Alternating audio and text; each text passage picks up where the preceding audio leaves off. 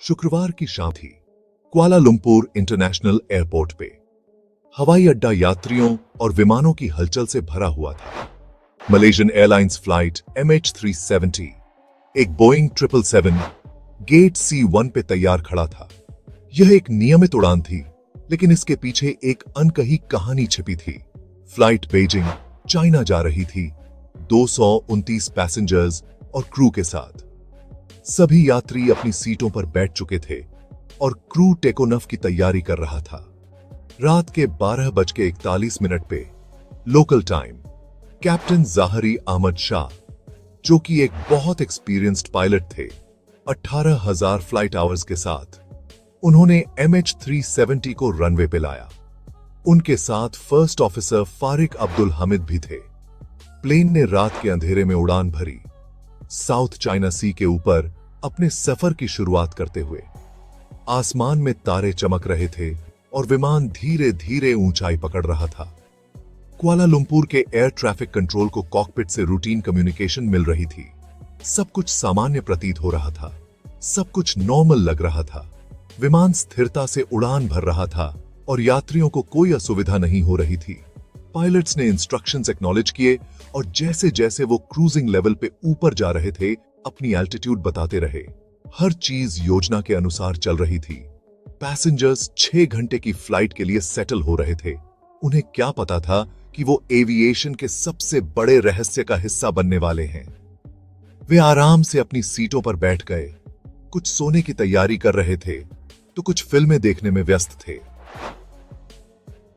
जैसे ही MH370 Vietnamese air space के पास पहुंचा, सब कुछ सामान्य लग रहा था। उम्मीद थी कि वो हो ची मिन सिटी के एयर ट्रैफिक कंट्रोल से कांटेक्ट करेगा, जैसा कि हर फ्लाइट करती है। लगभग 1:19 पे प्लेन का ट्रांसपॉन्डर, जो कि उसकी लोकेशन बताता है, उसने सिग्नल्स भेजने बंद कर दिए। ये एक असामान्य घटना थी। कुछ ही मिनट बाद 1:21 पे कॉकपिट से आखिरी शब्द मलेशियन एयर ट्रैफिक कंट्रोल ने सुने, गुड नाइट मलेशियन 370। ये शब्द सामान्य विदाई के थे। ये शब्द, जो कि सुनने में बिल्कुल नॉर्मल लग रहे थे, बाद में बहुत ही डरावने साबित होते। किसी को अंदाजा नहीं था कि आगे क्या होने वाला है। ना कोई डिस्ट्रेस कॉल किया गया, ना ही कोई इमरजेंसी सिग्नल भेजा गया, ना ही खराब मौसम की कोई खबर थी। आसमान बिल्कुल साफ था और ना ही प्लेन में किसी प्रॉब्लम का कोई इंडिकेशन था। सब कुछ सामान्य दिख रहा था। MH370 बस रेडार स्क्रीन से गायब हो गया था। ये एक रहस्य बन गया। प्लेन से अचानक आई ये खामोशी ने सबको वरीड कर दिया। किसी को समझ नहीं आ रहा था कि क्या हुआ। मलेशियन अथॉरिटीज ने सर्च एंड रेस्क्यू ऑपरेशंस शुरू कर दिए। हर संभव प्रयास किया गया। गल्फ ऑफ थाईलैंड के ऊपर प्लेन की आखिरी लोकेशन पे फोकस करते हुए खोज जारी रही।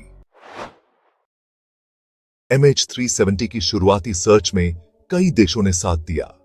मलेशिया, वियतनाम और चाइना ने अपने शिप्स और एयरक्राफ्ट्स भेजे साउथ चाइना सी के पानी को छान मारने के लिए।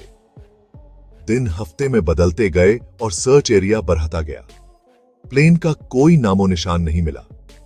मलबे का ना मिलना इन्वेस्टिगेटर्स को कंफ्यूज कर रहा था, क्योंकि बोइंग 777 जैसा बड़ा एयरक्राफ्ट अगर क्रैश होता है तो उसका मलबा तो मिलना ही चाहिए। जैसे जैसे सर्च आगे बढ़ी, ये बात सामने आई कि हो सकता है MH370 अपने प्लान्ड फ्लाइट पाथ से भटक गया हो। मिलिट्री रेडार डेटा को एनालाइज करने से पता चला कि सिविलियन रेडार से गायब होने के बाद प्लेन ने वेस्टवर्ड एक अनएक्सपेक्टेड टर्न लिया था। यह पता चलना कि MH370 ने अपना रास्ता इतने ड्रामेटिकली तरीके से बदला था, इसने इन्वेस्टिगेशन में एक नया मोड़ ला दिया। इस घटना ने पूरी दुनिया का ध्यान अपनी ओर खींचा। प्लेन के वेस्टवर्ड टर्न की कोई एक्सप्लेनेशन नहीं थी, ना कोई मैकेनिकल इश्यू था और ना ही कोई खराब मौसम। सब कुछ सामान्य लग रहा था। फ्लाइट पाथ में इस बदलाव के पीछे क्या कारण हो सकता है, इसको लेकर कई थ्योरीज सामने आईं। कुछ एक्सपर्ट्स का मानना था कि पायलट्स को हाइपोक्सिया हुआ होगा ऑक्सीजन की कमी की वजह से ऐसा होता है, जिससे कंफ्यूजन और डिसोरिएंटेशन हो सकता है।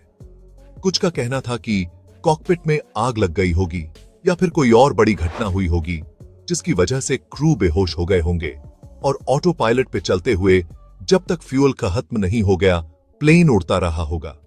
हाईजैकिंग या फिर पायलट्स द्वारा जानबूझकर कुछ किए जाने की बात को भी नजरअंदाज नहीं किया जा सकता था।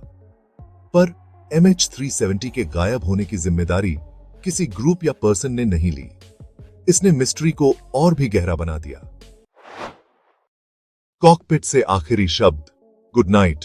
मलेशियन 370 इसने फ्लाइट के साथ क्या हुआ होगा इसके बारे में कोई क्लू नहीं दिया।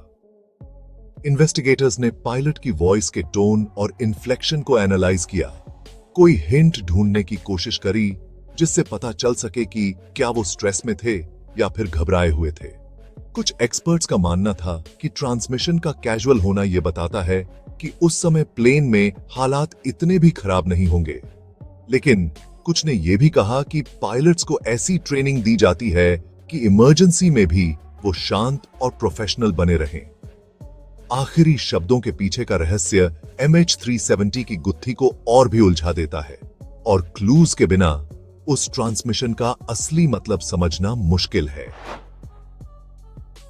MH370 के गायब होने के महीनों बाद इंडियन ओशन के आइलैंड्स पे, जो कि इनिशियल सर्च एरिया से हजारों मील दूर थे, वहां डिब्री के टुकड़े बहकर आने लगे।